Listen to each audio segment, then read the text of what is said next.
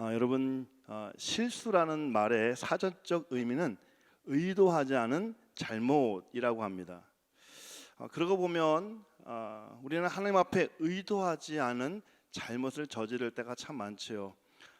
믿음에 열심을 낸다고 하고 또 믿음에 최선을 다하며 살아간다고 하지만 돌이켜 보면 늘 죄 앞에 무너지고 또 크고 작은 실수로 하나님 앞에 부족한 인생임을 우리가 깨닫게 됩니다. 오늘 본문에서는 두 사람, 다시 말해서 우사와 다윗의 실수로 하나님께서 진노하시는 그런 사건이 나오는데요. 오늘 이 두 사람의 실수가 우리의 실수가 되지 않기를 바라며 이 새벽에 우리가 말씀을 나누도록 하겠습니다. 오늘 먼저 우리가 본문을 이해하기에 앞서서 간단한 배경을 좀 우리가 나눴으면 좋겠는데요. 사울 왕이 죽고 난 후에 이스라엘 10지파의 실제적인 권력자는 아브넬이라고 하는 장군이었습니다. 그런데 이 아브넬 장군이 사울이 죽고 난 후에 이제 다윗에게 투항을 하게 되죠. 그래서 다윗은 이제 명실상부 이스라엘 전체의 최고의 권력자, 이스라엘의 통치자가 됩니다. 온 이스라엘 왕이 된 다윗은 이제 예배를 통해서 이스라엘을 통합하고자 했습니다. 이 예배에 필요한 것이 바로 하나님의 임재의 상징인 언약궤, 다시 말해서 하나님의 궤를 다윗성 곧 예루살렘으로 모시고 오는 일이었습니다. 여러분, 이제 이 언약궤라고 하는 것, 이것은 법궤 또는 하나님의 궤라고 불려지는데요. 이 하나님의 궤, 법궤 안에는 어떤 것들이 들어있을까요? 우리가 잘 아는 대로 십계명이 쓰여진 두 돌판이 들어있고요, 만나를 담은 금 항아리가 들어있고요, 아론의 쌍난 지팡이가 들어있습니다. 사사 엘리 제사장 시절에 블레셋과의 전투에서 이스라엘이 패하게 됩니다. 이때 블레셋에게 이 언약궤를, 법궤를 빼앗기게 됩니다. 법궤를 이제 블레셋이 빼앗았지만 블레셋에 가는 곳마다, 이 법궤가 있는 곳마다 블레셋은 재앙이 일어났습니다. 결국 이 블레셋은 법궤를 다시 이스라엘로 돌려보냅니다. 돌아온 이 법궤를 기럇 여아림, 오늘 본문에서는 바알레 유다라는 지명이 나오는데 같은 지명입니다. 이 기럇 여아림 사람들이 법궤를 모셔서 산동네에 사는 아비나답의 집에 모시게 합니다. 그렇게 해서 세월이 20년이 지나게 되어지고 이스라엘의 지도자는 사울 왕에서 다윗 왕으로 바뀌게 됩니다. 사울 왕은 하나님의 궤에 대해서 별 관심이 없었습니다.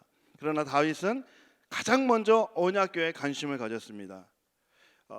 다윗은 왕이 되면서 그의 첫 번째 국책 사업으로 하나님의 궤를 예루살렘으로 옮기는 것으로 정했습니다. 다윗은 이 하나님의 궤를 운반하는데 무려 3만 명을 동원합니다. 하나님의 궤, 즉 법궤가 지나가면 비파와 수금과 소고와 많은 이 악기들이 오케스트라를 이루어서 연주를 하게 합니다. 다윗은 자신이 하나님 앞에 할 수 있는 최고의 열심과 최고의 열정으로 언약궤가 옮겨지도록 힘을 다합니다. 그런데 오늘 이 하나님의 궤, 이 언약궤를 운반하는 과정에서 뜻하지 않은 사건이 발생하게 됩니다. 이 언약궤가 나곤의 타작 마당에 이르러서 갑자기 이 소들이 뛰기 시작하는 거예요. 소가 뛰기 시작하니까 언약궤가 흔들리고 이 언약궤, 법궤, 하나님의 궤가 떨어지려고 합니다. 바로 이때 앞에 있던 이 우사가 법궤를 붙잡게 되죠. 법궤를 붙잡았던 이 우사는 바로 그 자리에서 죽게 됩니다. 7절 말씀 보면 여호와 하나님이 우사가 잘못함으로 말미암아 진노하사 그를 그곳에서 치시니 그가 거기 하나님의 궤 곁에서 죽으니라. 성경은 하나님이 우사가 잘못했다고 말합니다. 그런데 여러분, 이제 우리가 봤을 때는 아니 거룩한 하나님의 궤가 떨어지는 것을 막기 위해서 우사가 붙잡았는데 아니 뭐가 문제죠? 잘한 거 아닌가요? 오히려 이것은 죽을 일이 아니라 칭찬받을 일 아닙니까?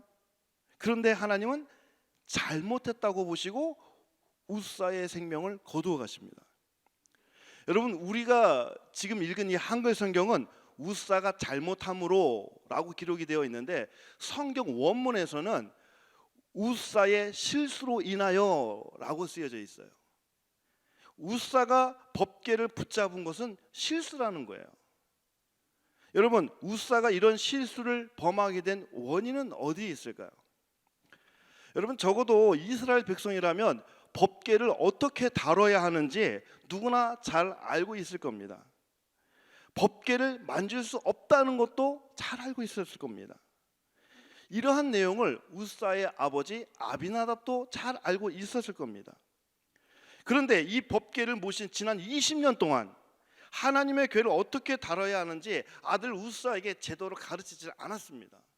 뿐만 아니라 우사도 본인이 알고 있던 하나님의 법궤에 대한 그 무게감, 어떻게 다뤄야 되는지 하나님의 말씀, 그 규례를 우사 역시 경히 여겼다라는 거죠. 여기서 우리는 중요한 신앙의 포인트를 하나 발견할 수가 있는데요. 여러분, 하나님을 향한 신앙은 나에서 끝나는 것이 아니라 우리의 자녀에게, 우리의 다음 세대에게 이어져야 한다는 겁니다. 하나님이 오늘 저와 여러분에게 아주 중대한 사명 하나를 주셨는데, 그것은 우리의 신앙을 우리의 자녀, 우리 교회의 다음 세대에게 계승해 줄 수 있어야 된다는 겁니다. 만약 우리의 자녀들이 우리의 신앙을 계승하지 못한다면 우리의 자녀들은 다음 세대가 아니라 다른 세대가 되어진다는 거죠. 사랑하는 성도 여러분, 오늘 여러분의 자녀, 여러분의 자손들이 거룩한 계보를 잇기를 원한다면 저는 이 새벽에 여러분에게 가정 예배를 드릴 수 있도록 권면합니다. 가정에서 하나님 앞에 예배를 드린 자녀는 평생 하나님을 떠나지 않습니다. 우사의 죽음으로 한순간에 축제의 분위기는 황망한 분위기, 참담한 분위기로 바뀝니다. 다윗은 이 사건을 두고 분노했다라고 나오죠. 너무 성경에서는 다윗이 이로 인하여 크게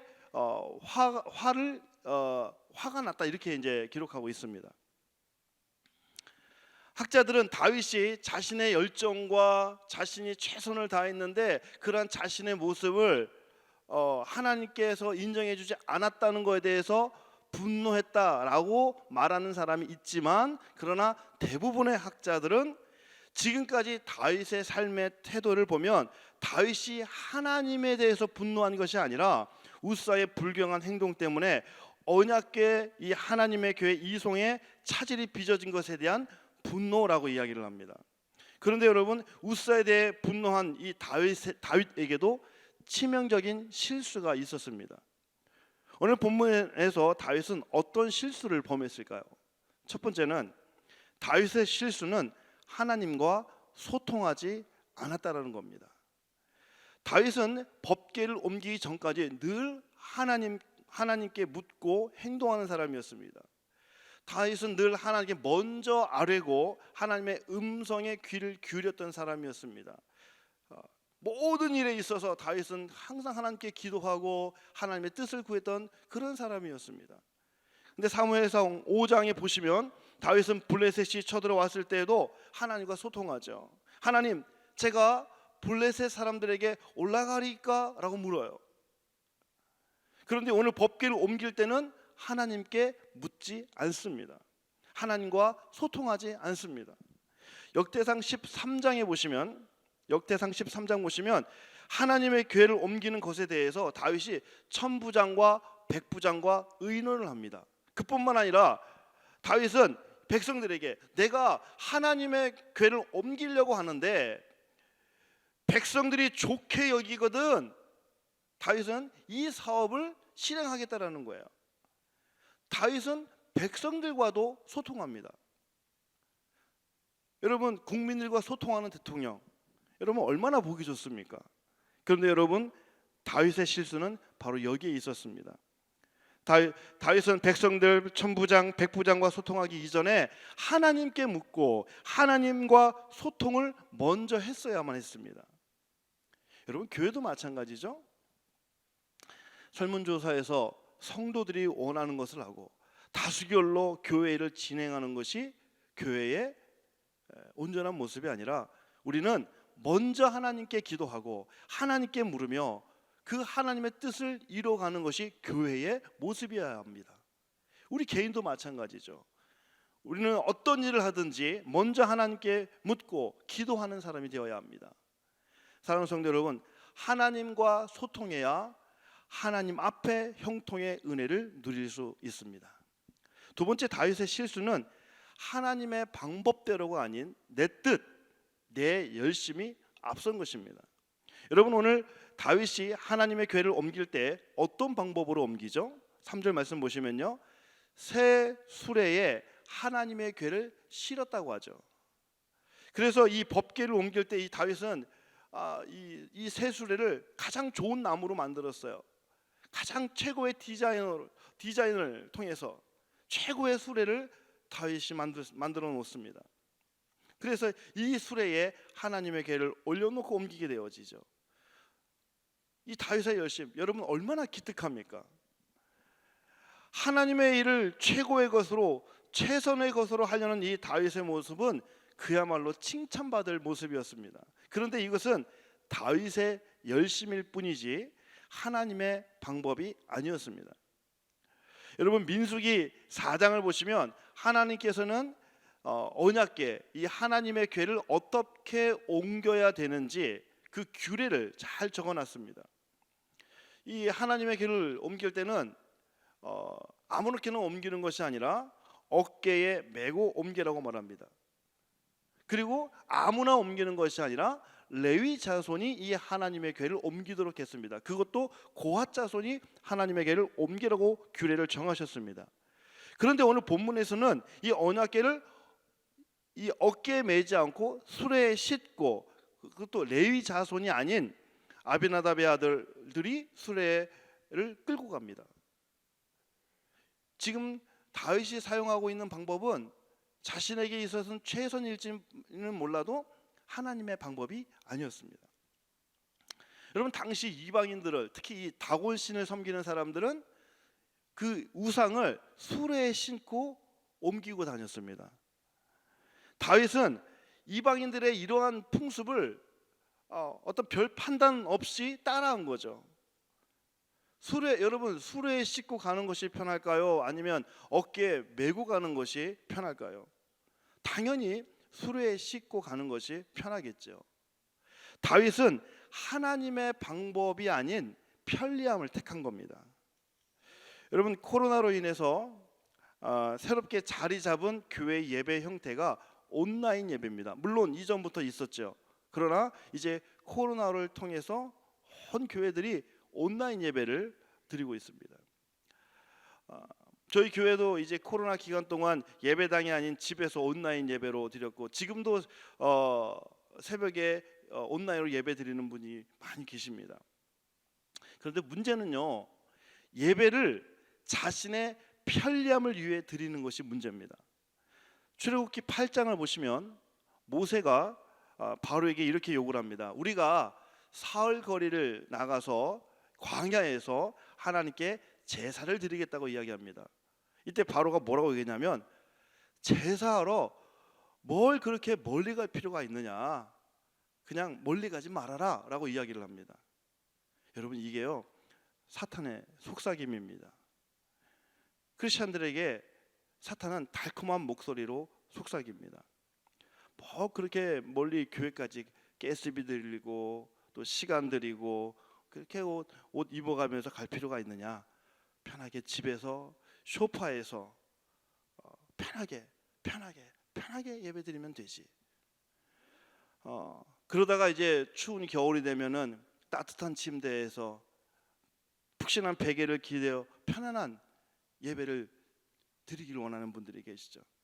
여러분, 예배는 내가 편안함을 누리는 시간이 아니라 하나님이 편안함을 누리는 시간이어야 합니다.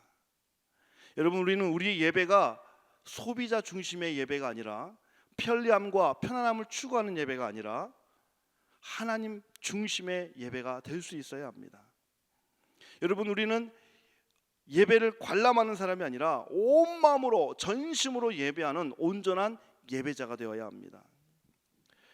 여러분, 우사가 죽은 후 3개월이 지났습니다. 다윗은 다시 법궤를 이동합니다. 그러나 다윗은 지난번처럼 자신의 이러한 실수를 반복하지 않았습니다. 역대상 15장에서 다윗은 이제는 자기 방식, 편리함이 아니라 하나님의 말씀대로, 여호와의 규례대로 언약궤, 하나님의 궤를 옮깁니다. 역대상 15장 13절부터 15절 말씀을 제가 읽어드립니다. 전에는 너희가 매지 아니하였으므로 우리 하나님 여호와께서 우리를 찢으셨으니 이는 우리가 규례대로 그에게 구하지 아니하였습니다. 아니 이에 제사장들과 레위 사람들이 이스라엘 하나님 여호와의 궤를 메고 올라가려 하여 몸을 성결하게 하고 모세가 여호와의 말씀을 따라 명령한 대로 레위 자손이 채에 하나님의 궤를 메어 어깨에 매니라. 아멘. 이런 말씀을 맺겠습니다. 사랑하는 성도 여러분, 성도의 삶은 편리함을 따라 사는 삶이 아니라 하나님의 말씀에 따라 사는 삶을 살아야 합니다. 오늘 하루도 내 뜻이 아니라 하나님의 뜻을 이루어 드리는 하루, 내 열심이 나를 이끄는 하루가 아니라 하나님께 이끌림 받는 하루, 실수가 없는 하루가 되시기를 주님의 이름으로 축복합니다. 기도하겠습니다.